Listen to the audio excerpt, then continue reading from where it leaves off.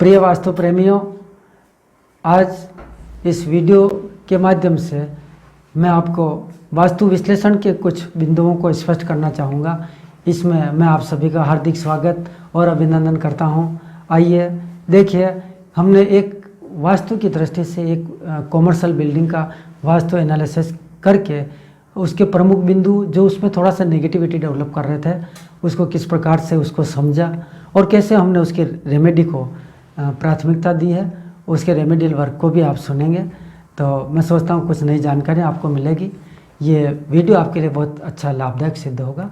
आप इस वीडियो को पूरा सुनें, समझें, लाभान्वित हों और जो कमेंट्स वाला बॉक्स आता है उस बॉक्स के अंदर भी आप अपने कमेंट्स दें, ताकि हम आपके उन बिंदुओं को ध्यान में रख करके नया वीडियो तैयार करके हम शीघ्र ही आप तक पुनः पहुंचा सकें। उसके प्रमुख बिंदुओं को अब हम आपके बीच में स्पष्ट कर रहे हैं। देखिए, सबसे पहले जो हमने उसमें विचारणीय बिंदु देखा वो ये था कि अग्निकोण के अंदर जो एक बड़ा सा गेट है, उस गेट के सामने एक पौधा लगा हुआ है, पौधा के ट्री गार्ड भी लगा हुआ है। अब वो पौधा सीधा का सीधा उस गेट को सेंटर से काट रहा है, तो ये स्थिति अच्छी नहीं है। हमने उनको सुझाव दिया इस पौधे को ट्री गार्ड सेट यहाँ से परिवर्तित करके नैऋत्य कोण में लगाएं, तो वहाँ यही पौधा आपको लाभ देगा। उसके बाद दूसरा बिंदु जो है वो एक इसी दरवाजे से संबंधित है। दरवाज़ा इतनी बड़ी साइज़ का बनाया है जिसकी आवश्यकता इतनी नहीं थी, लेकिन बन गया, तो हमने उनको सुझाव दिया एक ऐसा आप ग्लास सेक्शन बनाएं जिसका 50% फिक्स रहेगा और 50% जो है मूवेबल पोजीशन पर रहेगा, खुल जाएगा, बंद हो जाएगा।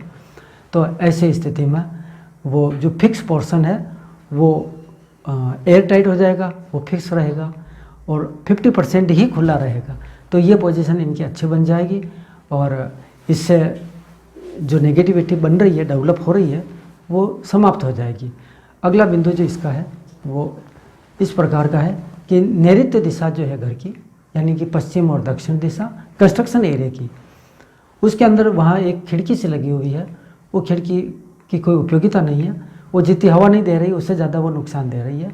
तो हमने इनको सुझाव दिया खिड़की बंद कर दो।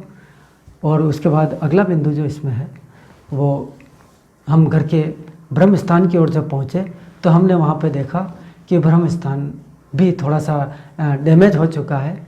वो इस प्रकार से कि जो ब्रह्म स्थान बिल्कुल ओपन रहना चाहिए, खुला रहना चाहिए, जहाँ शुद्ध हवा आती रहनी चाहिए, उस जगह पे वहाँ लेटरिन बनी हुई है। तो हमने उनको लेटरिन को वहाँ से हटाने का सुझाव दिया है ताकि लेटरिन वहाँ से हटे और वहीं पर जो है आवश्यकता अनुसार साफ़ सफाई भी हो जाए। और फिर हम उसके बाद अगला बिंदु जो इसके अंदर है वो ये है कि पूरे घर के अंदर जो नकारा सामान पड़े हुए हैं, अनुपयोगी सामान है और कहीं झाले जम रहे हैं, कहीं बेकार के भंगार आइटम है, तो इन सबको एक बार हटा दिया जाए। क्योंकि जितनी इनकी वैल्यू नहीं है, जितने इस सामान की कीमत नहीं है, उससे सैकड़ों गुना ज़्यादा ये हमारे को नुकसान देने की क्षमता रखते हैं। ये तो ठीक है, हम हर व्यक्ति इस चीज़ को समझ नहीं पाते हैं, तो ये नकारा सामान को भी हमने हटाने का सुझाव दिया है, जिसको यहाँ से हटा करके ये घर को अच्छा बनाए। पूर्व दिशा के अंदर जो वर्तमान में अभी एक खिड़की है, इस खिड़की को अलमारी के अंदर बदला जाए और पूजा स्थान बनाया जाए। यह स्थान पूजा के लिए सर्वश्रेष्ठ है। और इसके बाद ये परिवर्तन इसलिए करना है कि ये ईशान कोण है भवन का, यहाँ पूजा कार्य श्रेष्ठ रहता है।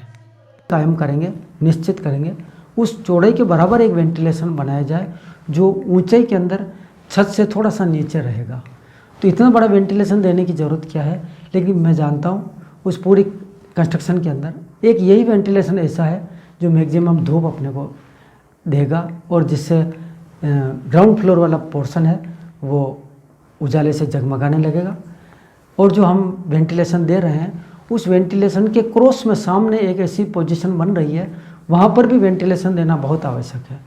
अगर क्रॉस में हम वेंटिलेशन देंगे तो धूप भी सीधी आगे पहुँचेगी, आखिरी दीवार तक हवा भी पहुँचेगी, तो उस कैंपस को, उस परिसर को एनर्जेटिक बनाएगी। आगे हमने देखा है कि वर्तमान में जो वायुकोण के अंदर किचन बना हुआ है, किचन ठीक है, वहाँ किचन चल जाता है, लेकिन किचन के ठीक नीचे सेप्टिक टैंक बना हुआ है। तो सेफ्टी टैंक की वजह से किचन फेल हो जाता है, और इतना पास में चाहे वो किचन के किसी भी दिशा में हो, अगर बिल्कुल एडजॉइनिंग में टैंक है तो वो अच्छा नहीं है। तो किचन वहाँ से हटाना चाहिए, और इसके बाद जो है किचन को दूसरी जगह शिफ्ट करना चाहिए।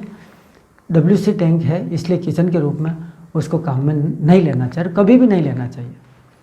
अगला एक जो प्रमुख बिंदु हमने वहाँ देखा, बहुत बड़ी कमी हमको लगी है, वो ये थी कि उत्तर दिशा की जो नाल है, जो सीढ़ी है, वो सीढ़ी भी वहाँ उचित नहीं होती है, लेकिन सीढ़ी वहाँ बन चुकी। सीढ़ी को ऊपर जो है बरसाती पानी से सुरक्षा की दृष्टि से उसके ऊपर और आकृति लेकर के उसको ढक दिया, जिसको हमारे यहाँ की भाषा में माड़िया बोलते हैं। तो वो भी लाभदायक नहीं है, हाइट उसकी डबलिंग हो गई। सीढ़ी भी नुकसान देती है, सीढ़ी भी अच्छी नहीं, उसके ऊपर हाइट और दे दी, डबल हो गया। तो ऐसी पोजीशन को देख करके हमने उनको ये सुझाव दिया है कि भैया आसानी से आप जितनी हाइट कम कर सको उतनी कर दो, तो उसकी हाइट कम करना अच्छा है। नैऋत्य कोण में हमने देखा है कि काफ़ी पर्याप्त जगह है, वहाँ पर एक जो कॉर्नर बन रहा है नैऋत्य कोण का, वहाँ एक कमरा बहुत आवश्यक है, कमरा बनाना जरूरी है। ऊपर हमने देखा है कि पूर्व दिशा के अंदर जो रोड की साइड बन रही है, जो इनकी रोड पूर्व दिशा में है, वहाँ एक जो दीवार बनी है वो दीवार बिल्कुल एयर टाइट बन चुकी है, ईंटों की दीवार। हम चाहते हैं कि ईंटों की दीवार को थोड़ा सा छोटी करके एक रेलिंग लगे जाए, आयरन की रेलिंग। उस रेलिंग से लाभ ये मिलेगा कि सनलाइट, एयर वो आगे तक घर के ऊपर के पोर्शन में जब हम कभी कमरे बनाएंगे, कुछ बनाएं, तो वो हवा रोशनी घर के अंदर तक आती रहे और कंटिन्यू आती रहे। इसके लिए वहाँ रेलिंग बहुत आवश्यक है। अगला बिंदु जो है इसका छत का, जो हमने बारीकी से निरीक्षण किया तो उसमें हमने ये पाया है कि वहाँ का जो कंस्ट्रक्शन एरिया के अंदर जो छत को जो स्लोप सेट किया है, ढलान सेट किया है, वो करीब करीब आधी से कुछ कम 40% तक छत का पानी अग्निकोण से बाहर जा रहा है। तो ये भी अच्छी बात नहीं है। तो थोड़ा सा रेमेडियल वर्क इस प्रकार का हो, थोड़ा कि थोड़ा सा माल मसाला लगे और उसका जो छत के ऊपर जो स्लोप किया जाए या फर्शी की जाए, वो वापस ईशान कोण की तरफ आ जाए, तो सारा पानी ईशान कोण से बाहर आउटिंग होने जाए, ये अच्छा रहेगा। दक्षिण दिशा की दीवार हमने देखी है, पेरापेट जो देखी है उसमें चारों दिशा की पेरापेट लगभग बराबर दे दी, बराबर नहीं होती है। इसका विज्ञान ये है कि जो उत्तर दिशा की है उससे थोड़ी सी पूरब की ज़्यादा ऊंची होती है, पूरब से थोड़ी सी ऊंची पश्चिम की होती, और सबसे ऊंची दक्षिण वाली। बिजली का मीटर भी वहाँ पर थोड़ा सा सही जगह नहीं लगा हुआ था, तो हमने सुझाव दिया भी इसको यहाँ से चेंज करके अग्निकोण के अंदर शिफ्ट करें, वहाँ पर पर्याप्त जगह है। और अच्छा मुहूर्त देख करके जहाँ पर पूरा कंस्ट्रक्शन का सेंटर पॉइंट आता है, ब्रह्म स्थान जहाँ आता है, वहाँ पर एक वास्तु प्लेट होती है। वास्तु प्लेट वहाँ लगाई जानी बहुत आवश्यक है, क्योंकि जो ब्रह्म स्थान से जो नेगेटिविटी लंबे समय तक निकलती रही, उसी को वहाँ से कंट्रोल करना बहुत आवश्यक है। तो उसमें वो वास्तु प्लेट इनके बहुत काम करेगी।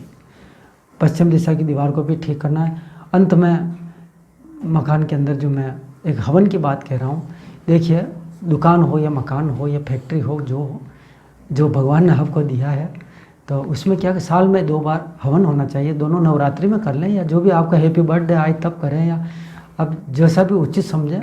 लेकिन उस हवन के अंदर जो आपके इष्ट देव, आराध्य देव का आप हवन आहुति देते हैं, उसके साथ कुछ वास्तु आहुतियाँ भी लगनी चाहिए, जिससे उस पर्टिकुलर डायरेक्शन के देवता उस आहुतियों से प्रसन्न होते हैं। उनके साथ मैं अपनी इस वाणी को, वास्तु विजिट को अंतिम रूप देना चाहूँगा। और इसमें जो आपको पॉजिटिविटी लगी हो, कुछ आपको अच्छा लगा हो, उसको आप सुनें, समझें, रिपीट करें, और उसके साथ ही अपने मित्रों को, साथियों को भी लाभान्वित करें, और आपके कमेंट्स भी हमें दें, ताकि हम अगला वीडियो आप तक और पहुंचा सकें। और कई सारे वीडियो आपके पास आते रहेंगे। इन्हीं शुभकामनाओं के साथ आपको प्रणाम।